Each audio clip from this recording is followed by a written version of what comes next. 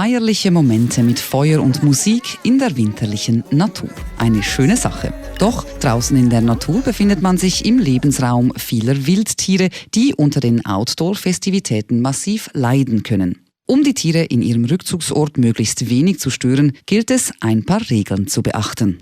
Bleiben Sie auf dem Weg und meiden Sie das Dickicht. Feiern Sie lieber am Tag als in der Nacht. Benutzen Sie die bereits vorhandenen offiziellen Feuerstellen und nehmen Sie am Schluss Ihren Abfall wieder mit heim.